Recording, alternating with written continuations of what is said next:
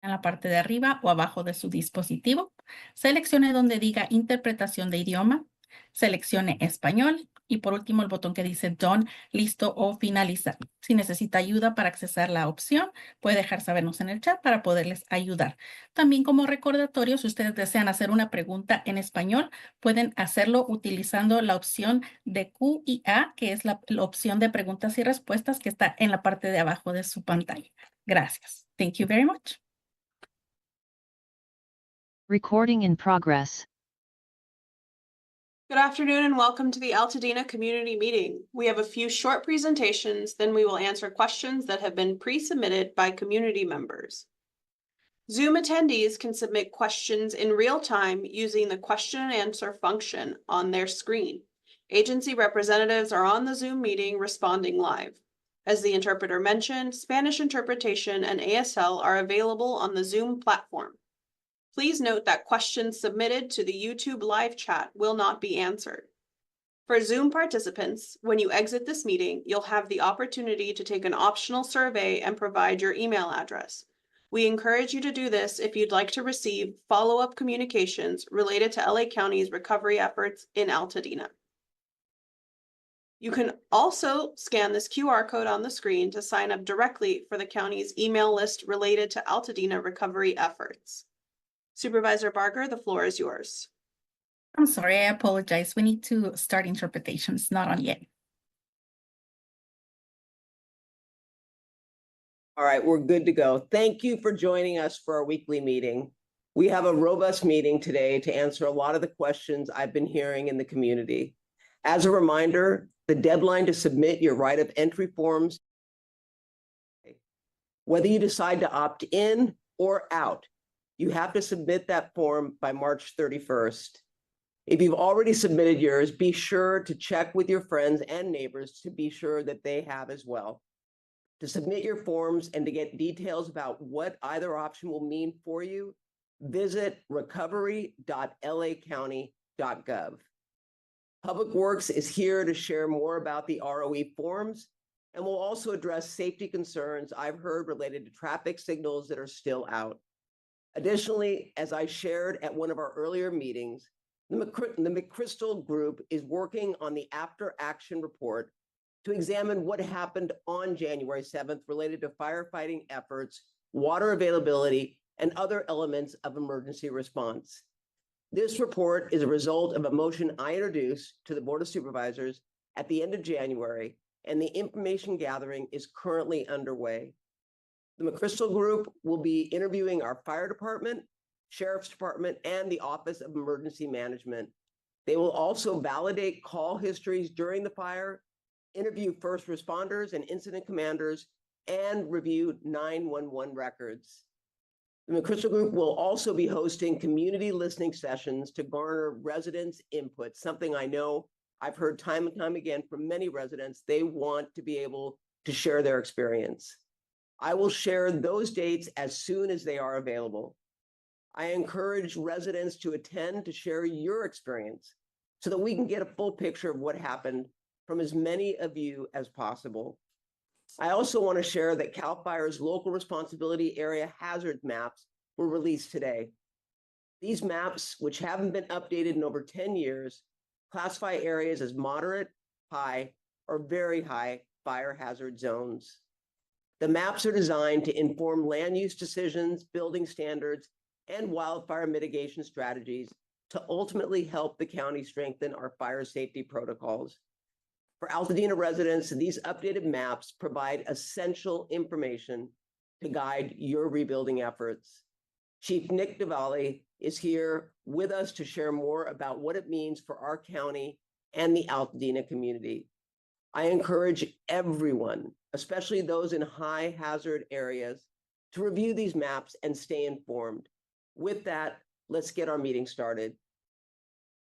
Thank you, Supervisor Barger. And our first presenter is Chief DeValle. Chief DeValle, go ahead.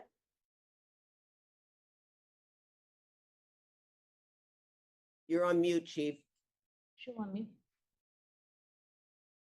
Of all times to do that.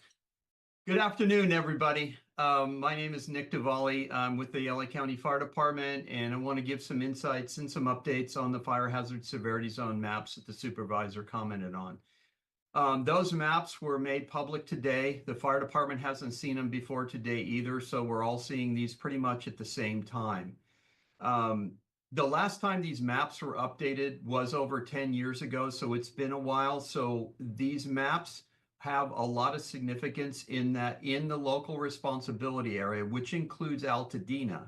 That area in the previous maps had only identified the very high fire hazard severity zone, which is the most hazardous of the three zones. Also mentioned were the high hazard and the moderate hazard.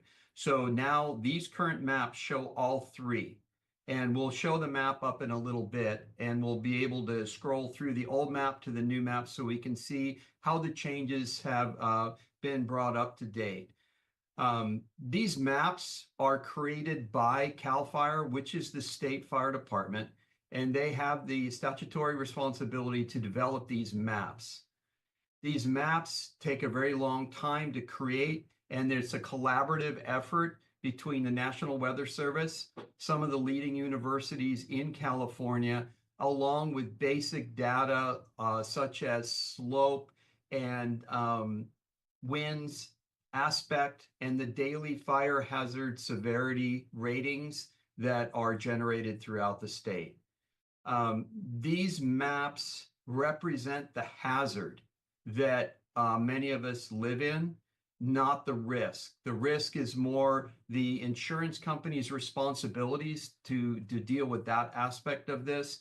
These are hazard maps generated by the state fire department, and these are being given out to us today. If we could show that map right now, then we can walk everybody that's watching through how the maps look. So this is the current configuration of the very high fire hazard severity zone in the local responsibility area. And it's depicted here in the red hash marks. So those were the maps that were generated from 2007. The maps that were released today on this map, and the link to this map so everybody can actually go and see their exact address to see if they are in one of the zones. So there's a slide component, and if we could slide that, the slider so that we can move it from the 2007 maps to the the current maps. So as the slider goes across, you can see it change to the much brighter red, and then adjacent to the bright red, you see the dull orange, and inside of that, you see the yellow. So the red is very high, the orange is the high, and the yellow is the moderate hazard zones. So you can see that as you slide it back and forth, you can see the difference between the zones. They have increased a little bit, especially along our border with the National Forest. So there is a change. So at the top of this is a search bar. And if you type in your address, it will go right into your address and show exactly whether you're in the zone or not in the zone. And if you are in the zone, it will depict exactly which zone that you're in. So being in the very high fire hazard severity zone, that is the highest hazard, and the components, I think a lot of us have heard us talk about Chapter 7A of the Building and Fire Code.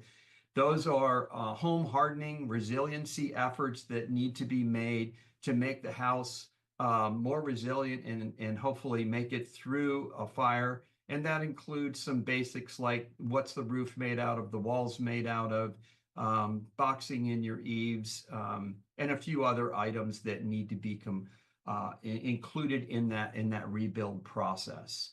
So we're just starting to analyze these maps as we've only seen them today. So we'll have more information about the maps as we move forward. But I think that's a pretty good overview of where we are right now. So that would end my presentation. Thank you, Chief Duvally. And our next speaker is Amiko Thompson with Public Works. Good afternoon, everybody. First, I would like to reiterate what Supervisor Barger had said earlier. Property owners are strongly encouraged to submit their ROE form or opt out by March 31st. So this is already a week away from today. And this is also really to protect your eligibility. So please do submit your ROE form or opt-out form. And as a reminder, there's several ways that the ROEs can be submitted. And I will put this in the chat also. You can do it online at recovery.lacounty.gov. You can also do it email to roe@dpw.lacounty.gov. Or you can take it to one of the disaster recovery centers, or if you prefer to mail it in, you can send it to Public Works at 900 South Fremont Avenue, Alhambra, and this information will go in the chat. And then secondly, I just wanted to give you an update on the progress for processing ROEs. We've made very good progress as of recent, and to date, nearly 9,200 ROEs have been received, and over 6,600 ROEs have been transmitted to the Army Corps. And on a related note, please note that additional guidance on the opt-out process has been posted on the recovery.lacounty.gov website. And here you'll find detailed step-by-step instructions on how to apply for a fire debris removal permit through the county's EPIC LA system for the opt-out option. And with that, I'll now hand it over to Julian Garcia, also from Public Works, for an update. Good afternoon.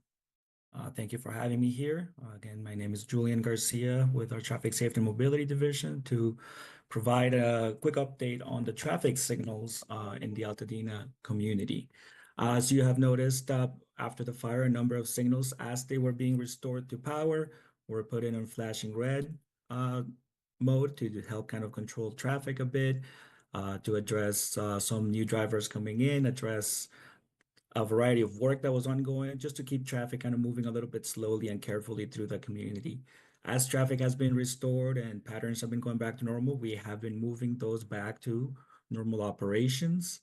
There have been some challenges still, and some of them regarding some equipment that had issues that had to be resolved, and some ongoing efforts at different intersections from either utility companies or other types of repairs that were impacting that process. But as of right now, we have only 2 signals that remain on flashing, and we have 2 signals that are still out because of lack of power. So we're working with Edison to address those concerns for the signals that are out of power, and the signals that are still remaining on flashing. We expect to have those operational, fully automatically operational within the next week or 2. Those locations, just to be able to provide a little more context, the signal at Altadena Drive and Marengo Avenue is still without power. So we're working to help restore power to that signal to bring it back to operations. The signal at Lake Avenue and Mariposa Street is also without power, and we're working to expedite putting power back on those signals. The signal at Lake Avenue and Mendocino Street is still in flashing red. There is currently some work being done there.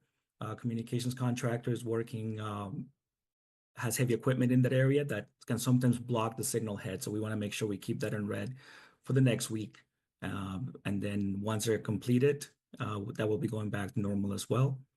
And then the signal at Lake Avenue and Calavera Street has some visual obstructions that we're working to move out of the way so we can put the signal back in full operations. And if there are any other signals or anything that you see that is not operational or in flashing red, please feel free to notify us either via the Works app or through emails. I will provide information that sometimes when there's a power surge, a signal will go out. And when it comes back into power, it'll be flashing red for a little while until our inspectors can go out there and make sure that everything is working properly. And then it gets reset back to normal operations. Thank you to both our presenters from Public Works. Just before we move on to our next presenter, a reminder that Zoom attendees can submit questions in real time using the question and answer function on your screen, not the chat function. Agency representatives are on the Zoom meeting responding live. Please note that if you are tuning in via YouTube, that questions submitted to the YouTube live chat will not be answered. Please use the QR code on your screen or the link posted or pinned at the top of your comments to join us via Zoom and submit your questions using the question and answer portion. We'll leave the slide up for just another minute as we transition over to our next speaker, Colonel Abichal with the U.S. Army Corps of Engineers. Good evening, everyone. I just wanted to take a minute and give you some updates on where we stand on the cleanup effort, and then talk about a couple initiatives or activities that'll be starting in the upcoming weeks. So first of all, right now we have 89 crews conducting debris removal. This time, about 2 weeks ago, we had about half of those debris removal crews. So again, we are continuing to grow. We expect to plateau between 100 and 120 crews, and we should hit that over the next couple weeks. In terms of completed properties, where we've actually sent the right of entry back to the county, we are around 420. But in terms of substantially cleared, so this is cleared of fire ash debris, we're at almost 1,000 properties. So a lot of effort is going forward, and we're seeing a lot of progress on the ground. So 2 changes that are coming up in the near future. The first one is for those that opt out of the program, we are going to remove the Corps of Engineers. This is the Phase 2 Corps of Engineers signs from those properties. This is just to avoid any confusion from those property owners. Again, the Phase 1 signs, which is the household hazardous materials, those will remain. It's just the metal Corps of Engineers signs for those that opted out. Those will start being removed this week. The other update, the second update here is the use of soil tackifier. So soil tackifier is going to be applied to properties that have opted into the program, so those that we have a right of entry for. And the reason for it is it's given the current dry and windy conditions, soil tackifier will help to keep that fire ash debris that from blowing into the public. So soil tackifier is a non-toxic, biodegradable, and non-hazardous soil stabilizer. It will dry clear, and it is odorless. It will not leach into groundwater. This is something that the EPA used as part of the Maui wildfires in 2023. And again, the measure is being implemented to safeguard both the community and workers from exposure from windblown ash, which can be hazardous. The soil tackifier will bind to the surface and will reduce those contaminants from becoming airborne. Again, this will only happen on properties that we have a right of entry on and that we have not yet cleared. And this will happen over the next couple weeks. That concludes my update. Thank you. Thank you, Colonel Abichal. And lastly, we have a short update from San Gabriel Mosquito and Vector Control District. Jason, go ahead.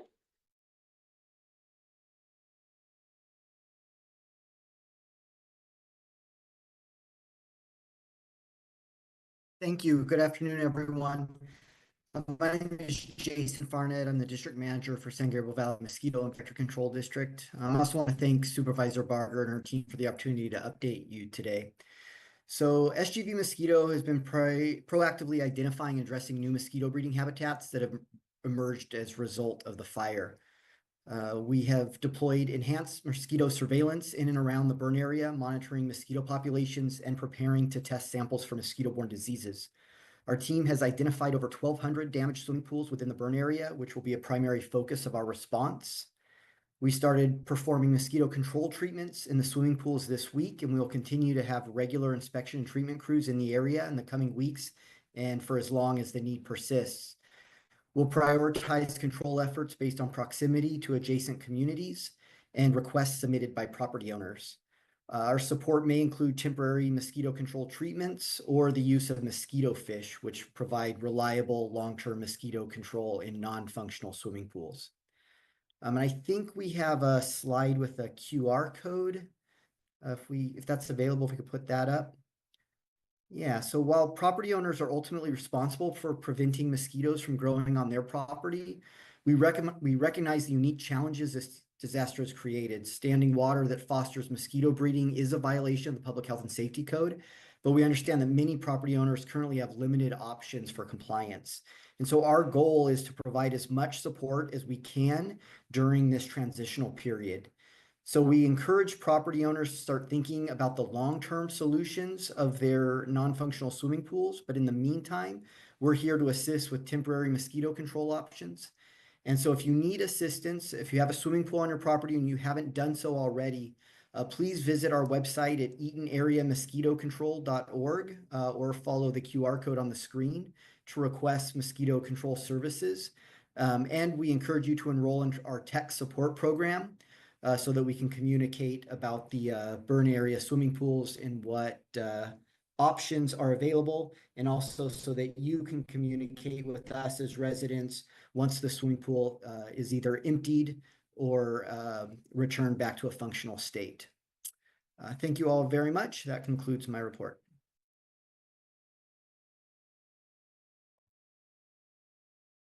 Thank you, and we're going to transition now to the question and answer portion of our evening. The following questions were submitted ahead of tonight's community meeting, and we'll answer as many of them as we can in the allotted time. Zoom participants who can also submit questions in real time using the Q&A function at the bottom of your screen. So for those of you who are on YouTube and would like to submit a question, we encourage you to hop onto the Zoom meeting and use the Q&A function. We're going to leave the slide with the QR code up for just a bit so that you can join us via Zoom. Our first question is for our partners at FEMA. My house is standing but in the burn zone. The deadline for FEMA assistance is March 31st, and I will not receive confirmation from my insurance company on what they will pay to get my home back by then. Does this mean that I will lose out on all FEMA assistance? Yes, this is Manny Portela to answer the question. Once you're registered with FEMA, you're already in the system. So it doesn't matter if the deadline is passed, you're already in the system. So you can continue to check what is your situation on your case, and later on, bring in your insurance settlement letter. All the insurance information, that means that you will have to bring to your case the amount that you receive, or if you got denied by your insurance. So again, once you are in the register with FEMA, you continue to be inside the system, and you will have to bring in right away once you receive your insurance settlement to your case. You can bring in your insurance information, your settlement, to the Disaster Recovery Center. You can post it you can access the disasterassistance.gov website to bring in your insurance settlement to your case. If you have we recommend, if you have a register past 1 month with FEMA, to follow your case. Be proactive. The survivor has to be proactive to follow their case and follow to see what is your situation with your case. If you haven't heard from FEMA, we encourage the survivors to follow what is their case.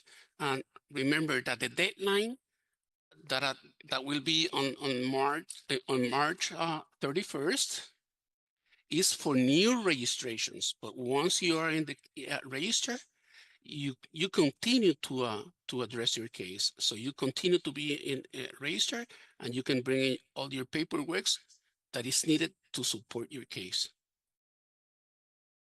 And that's it.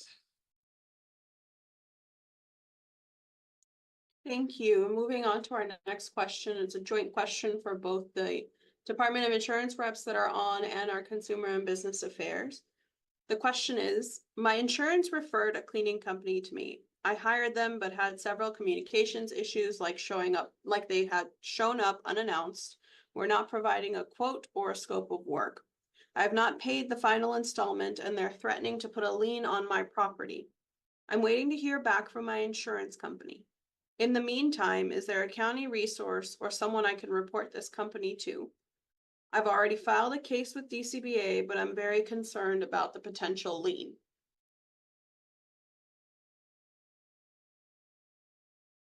So I can start off my name's Rob. I'm from the Department of Insurance. From the insurance perspective, if that company was contracted by, or it was referred to by your insurance company and that cleaning was covered under your insurance policy, then to tell you the truth, they should be dealing directly with your insurance company for payment. But in the case that it wasn't covered and if it wasn't covered by your insurance policy and they just referred that company and you might have chosen to go with them, on the Department of Insurance's end, you can file a complaint with us as far as if your insurance company acted in bad faith or you have having trouble getting a response from them or any other issue, you can file a complaint with us at the California Department of Insurance. But as far as the cleaning company goes, I think the DCBA might be a better answer for that. Hey, Rob, thank you for that information. That's very helpful. Yeah, my name is Scott Treader. I'm a program manager in the Housing and Tenant Protections Bureau with DCBA, the Department of Consumer and Business Affairs, LA County. And we can also provide a perspective on that question. First of all, I just want to thank Supervisor Barger for having me and the opportunity to share some of the resources our department has available. So regarding this insurance question and cleaning company question, we suggest the following. In addition to what Rob provided as far as following up with the California Department of Insurance goes, and we are encouraged that the person did submit a complaint already to our department, but the first step has already been taken, which is filing a complaint with our department. But to further provide other resources, if this cleaning company holds a contractor's license in California, the constituent may be able to file a complaint with a contractor state license board or the CSLB. This is a state agency that oversees contractors. We did already talk about following up at the Department of Insurance. The other issue is that, with the lien, there is potential for a defense against a mechanic's lien, which is typically what is being used or being threatened to be used here. So if the company does try and file a lien, there are some very strict procedures under California law that have to be followed. I won't go into great detail about it, but just making folks aware that there are steps that have to be followed if someone is going to place a mechanic's lien on your property. The constituent can also file what's called a release of lien if the cleaning company did fail to follow proper procedure, or the constituent could possibly get a bond, what's called a bond around the lien. I would suggest if this issue escalates or it can't be resolved one-on-one or with these other agencies that I mentioned, the constituent may need to consult with an attorney. We do have the LA County Bar Association's lawyer referral service, which we can have folks log into the website at smartlaw.org, or there's a phone number for the California Bar Association's lawyer referral service. It's 213-243-1525. I wanted to mention that DCBA also offers mediation services. So if there's potential that both of these parties could possibly come to an agreement, they could go ahead and submit for mediation, and we could get that set up to see if we can find some resolution through that program. The next steps that we would suggest in this situation is for the constituent to go ahead and write that letter to their insurance company wait to get that confirmation from their insurance company, I should say. If the filing of a lien was done without proper process, that may constitute fraud. With all those suggestions, that is how we would propose the constituent handle the situation that they're dealing with. Thank you both for your response. Our next question is for our representatives from Public Works and the Army Corps.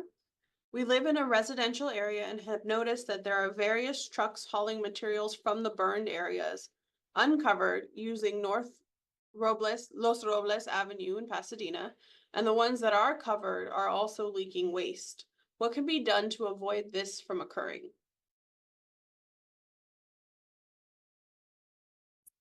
So from the Army Corps side, I can answer this. So our trucks, they have a placard on the side of it. So again, if you see a placard or you give us a license plate, if you see this happening, we can track that down and we can take swift action against our contractor who's not abiding by the proper rules for how their loads are supposed to be contained. Again, there's a placard on the side of it that says ECC on it and has a blue circle. If you were able to take a picture of that placard or the license plate, we could track that down. And then I'll put it in the chat, but there's an email address where you could send all of those issues and concerns. And again, we'll take swift action with our contractor. Thanks.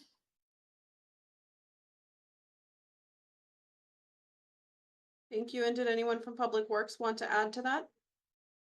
Similar to the Army Corps, if you are aware of any vehicles that are leaking or not properly covered or other issues, then please do let Public Works know. Sometimes it's difficult to distinguish between are there Army Corps contractors or Public Works contractors. So we would be happy to work with Army Corps to look into it. Thank you. Thank you. Our next question is also for Army Corps and Public Works. As we live in an area where 24 homes burned and we are interested in getting underground rather than overhead wires, excuse me, this question is likely better suited for Dave Ford from SoCal Edison. Installed for electrical power and other utilities, how can we notify our electricity company and the county that we would like for these wires to go underground? Okay, thank you. Thank you for the question. Again, it's a pleasure to be part of this panel of discussions and community meetings that Supervisor Barger has put on over the last several weeks.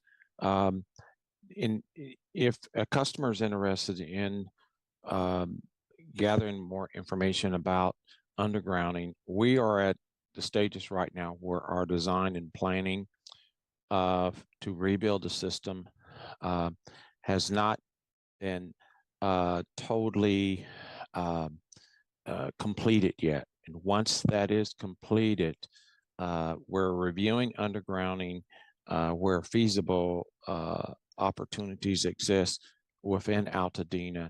And of course, most of the customers that their houses were not destroyed and we're able to energize those, we have made efforts to do that early on in the last several weeks. So we're looking and exploring options where it's most feasible to do undergrounding.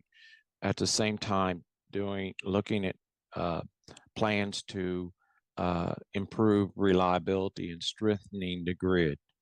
And that is using various applications of technology, and one that pretty much folks have heard us talk about is covered conductor. There'll be more to come in the next couple of weeks as we're reviewing these options and how we can be engaged into the rebuild and restoration process. And then I wanted to add, thank you, Dave, for that. I have been talking to Edison as well about the opportunity because we're going to have to redo infrastructure. And we are working closely with Edison to see how we can make that a reality. That I hear time and time again from residents up there that they want to underground. And so I promise you this, we are in conversations. It's going to be a state CPUC is going to have to sign off on it. But we are advocating on behalf of the residents of Altadena. Thank you, Dave and Supervisor Barger. A reminder to our panelists to please make sure that you are monitoring the question and answer forum and answering questions that apply to your agency. Supervisor Barger, the next question is for you. While the permitting office allows plus or minus a 10% or up to 200 square foot like for like, the assessor seems to interpret their substantial equivalence rule to no more than 100% of the pre-fire size. Anything over would be assessed at new rates. Can you please lobby for the assessor to also extend the existing tax base to the same like-for-like standard as the permit office applies? Yes, and understand this, it's not the assessor that makes that determination, it's a state. And I'm very grateful to Assemblyman Harabadian as well as Senator Perez, who have bills pending that are going to address some of the issues that we're finding up in Altadena and actually the Palisades. And so we are advocating for that. And something that the assessor told us at one of our meetings a couple of weeks ago was not only does the assessment kick in there, but if there are requirements such as solar and all, those become part of what is assessed on your property. So we are looking to get that waived, recognizing that we are mandating that it be built to a certain standard. And we want to make sure that we make it as affordable and the cost is not shifted to the survivors of this fire. So absolutely going to be advocating for that, but it's not up to the assessor to make that determination. It's got to be through the state who oversees all of these laws pertaining to property taxes. And if I may add, Supervisor Barger, we have been working with state legislature on the 110% like for like, or something similar that assessors can rely on. So we are working currently with the state legislature on that piece. Scott, thank you. I didn't know you were on. Thank you. Yeah, I mean, this is something that we heard loud and clear. Both the assessor and I have talked, and we are leaning hard in. The governor understands.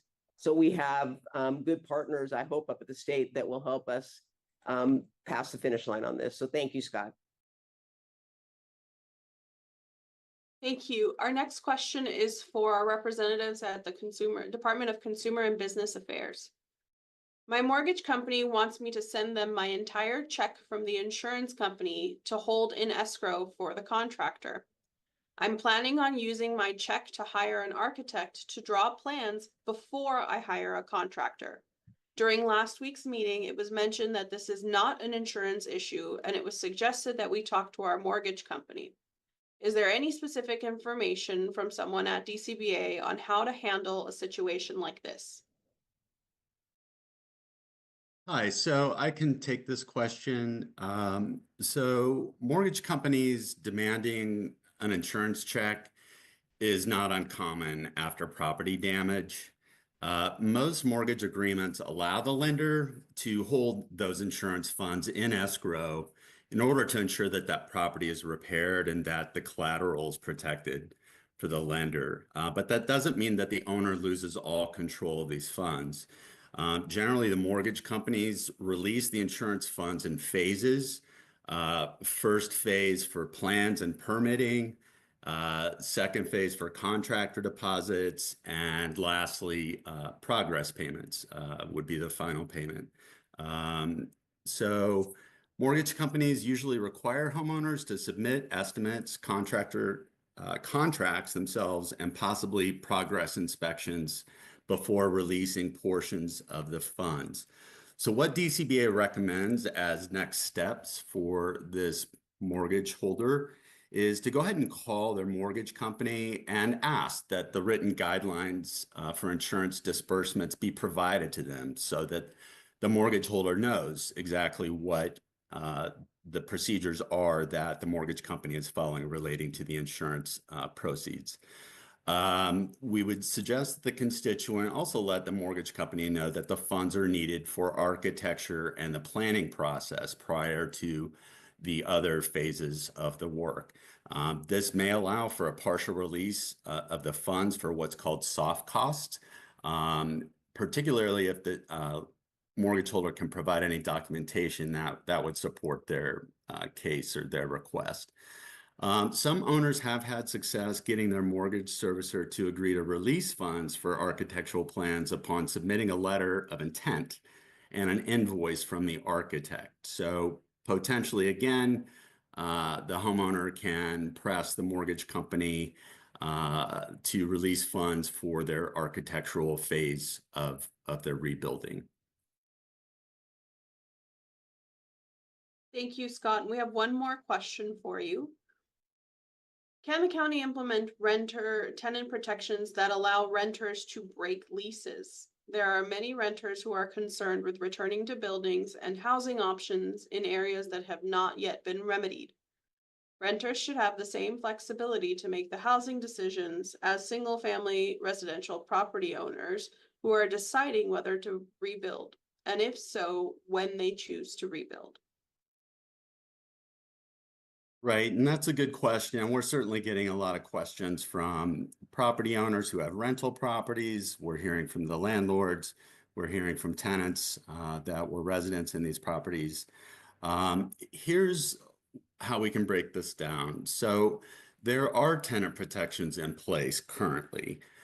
California state law, California Civil Code 1942, specifically applies to the habitability of a rental unit. If a rental unit is deemed uninhabitable and not repaired within a reasonable time, the tenant can potentially terminate that lease without implications. Uninhabitable includes conditions that substantially endanger the health or the safety of the occupants, including toxic contamination or environmental hazards. Under California State Civil Code, just lost my place.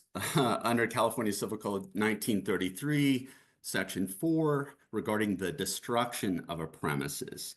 A lease is terminated when the premises are fully destroyed or rendered unfit for occupancy through no fault of the tenant or the landlord. Rendered unfit can include severe contamination or unsafe conditions following a disaster. What constitutes a unit as uninhabitable or unsafe? These questions are a little bit tricky, but we have to look to the current law and apply it.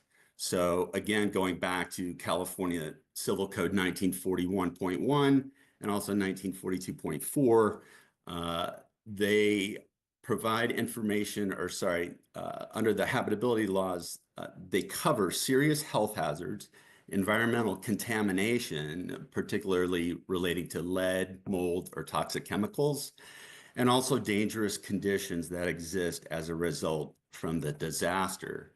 So what about untested soil, unremediated ash, and potential wildfire toxins in the home or on the property grounds?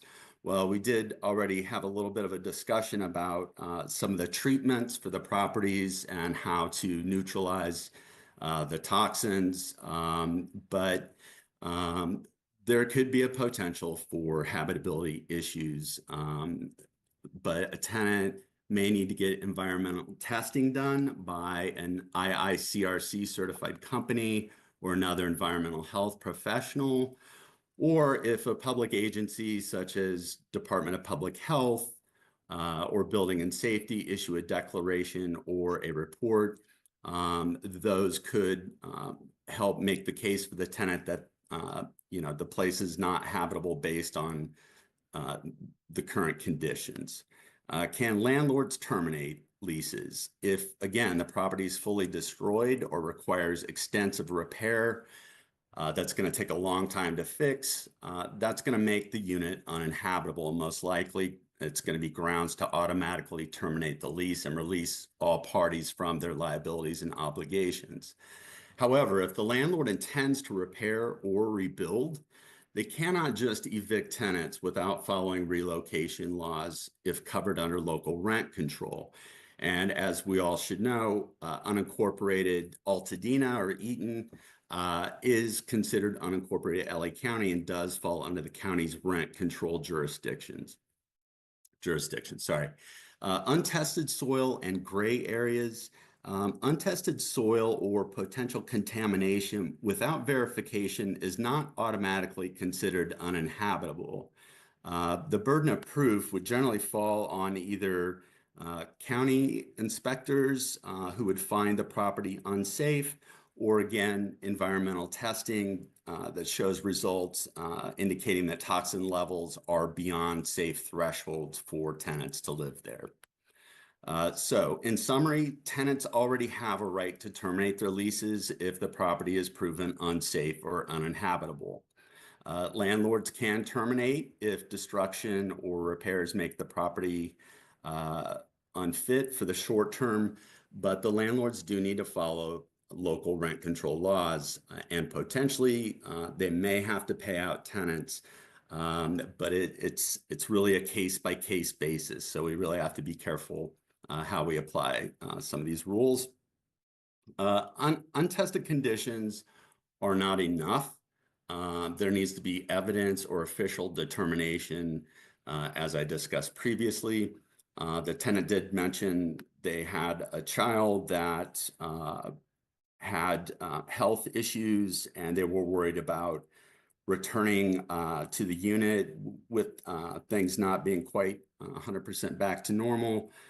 If a tenant gets a note from a doctor and provides it to the landlord saying, hey, my child has specific allergies and is particularly susceptible to these conditions, that may be grounds that the tenant could terminate that lease if the landlord's not willing to remediate the conditions. Real quick, I don't want to take up too much time, but I did want to mention price gouging protections that are in place.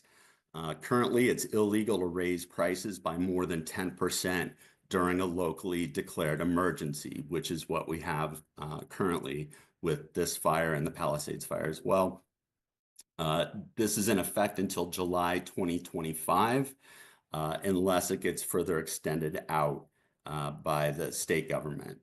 To date, DCBA has received over 1,100 complaints on price gouging, with 90% of those cases relating to rent increases. So we have seen a very huge uptick in complaints for our investigations unit. We've also seen a range of complaints relating to services like construction, which we talked about a little bit earlier, cleaning companies, retail sales and purchases, and real estate documents and loans. Just to reiterate about the California price gouging law, fines can result up to $50,000 or 1 year in jail or both. DCBA is the central reporting and investigative agency for price gouging in LA County. So if you suspect price gouging, get a hold of us and use our price gouging tool that's on our website so that you can report it and so we can take a look at it. And one of the great things we have at our disposal, one of the tools is that we have subpoena authority, which allows our department to obtain documentation, including pricing histories on rental properties, and we can help determine if illegal price increases have in fact taken place in violation of the price gouging laws. Real quick, before I wrap up, I just want to mention that we also do have currently in place emergency eviction protections for tenants. Tenants who were financially affected by the fires can certify to their landlord in writing within 7 days of the rent being due that they have been financially impacted by the fires. This could be Thank you, Scott. Can you please use the chat function to provide a website where folks that are on Zoom can access this information. And then we're going to head over to our next question for regional planning. Sure, will do. Thank you very much for your time. Mitch, our next question is for you. My property is long and narrow, with a portion at the back being the widest. Previously, my house sat at the narrowmost point. In considering future setback goals and requirements, it makes the most sense to have the ADU in front and the primary home in the back. However, I'm told that ADUs have to be behind the home. Is there any possibility the county could relax some of these ADU rules or issue exemptions in the interest of optimal setbacks for safety reasons? Yeah, sure. That's a great question. So we do already have some flexibility in state law, as well as the governor's executive orders, and also in the county code and county policy. So an accessory dwelling unit does not necessarily need to be behind the home. It could be attached to the home, and I think it could be in front of the home in certain circumstances. So what I would like to do is get more information from you, including the address of your property, and I'll work with our department's disaster recovery team to do some research and let you know what options you have. And if having an accessory dwelling unit in the front of your house is not an option, and it might be possible for us to refine county policy to make that happen, not just for you, but for some of your neighbors as well, I'd be happy to look into that. So I'll go ahead and add my email address to the chat, and I would encourage you to send me an email and I'll follow up with you. Thank you. Thank you very much. We have a quick question for public health. My insurance company is demanding I return to my toxic house and is not acting fairly or in good faith. Does public health have a statement that advises insurance company adjusters that we cannot return to live in our homes while our properties are blanketed in toxic debris? Yeah, thanks so much for the question. This is Dr. Mahajan for Public Health. Understand your concerns and they're legitimate. You know, we in Public Health put out an advisory about a month ago now, maybe a little longer ago, indicating that anyone within 250 yards of fire debris may, depending on their exposure to the fire debris, may be at risk for some health outcomes that are not good.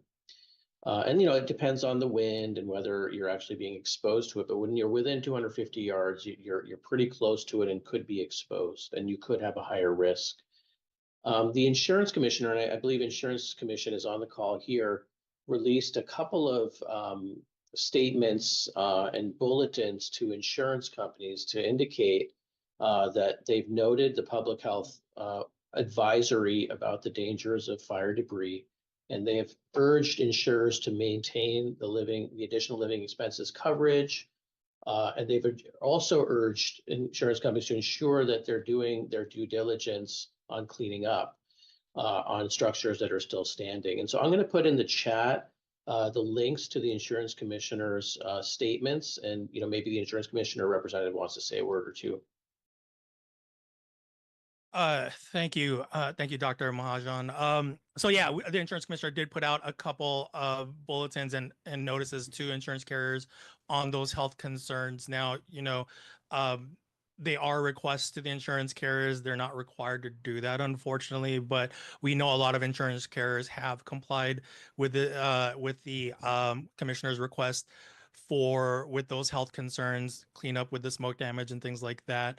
But, you know, as always, if you are wondering if your insurance company is not treating you fairly or not following along with some of the guidelines that the commissioner has put out, give us a call at our 800 number at 1-800-927-4357. And we can take a look at your insurance policy, kind of work with you to see what's covered and not covered, and then also file a complaint on your insurance carrier if they are acting in bad faith. Thank you, and we have time for one more question pulling from our Q&A function. This question is for Mitch with regional planning. Regarding building standards that allow a homeowner to rebuild 10% or 200 square feet, whichever is greater, when will this information be published? Yeah, that's a great question. So our director signed an interpretation memo earlier today, and it's going to be posted on our website. It's not there quite yet, but I would expect it to be up later today or tomorrow. So I'll go ahead and put the link in the chat where you can find that memo. And I've already put my email address in the chat. So if you can't find it, you're welcome to email me and I can send it to you directly. Thank you. And that's all the time we have for questions today. Supervisor Barger, if you have any closing remarks. Yeah, first of all, thank you all for once again joining on this phone call. I know there are a lot of questions that are still unanswered, and we are going to go through the chat and make sure that we get answers on our website. And if there's something that you think of or that we didn't completely answer, please follow up with us. I want to make sure that we're as transparent and we communicate all the information that we have moving forward. So I really appreciate y'all taking the time to be here. I thank our team, both our federal partners, our state partners, and of course our county family for being a part of this today. So with that, I look forward to seeing you next Monday at 4 o'clock.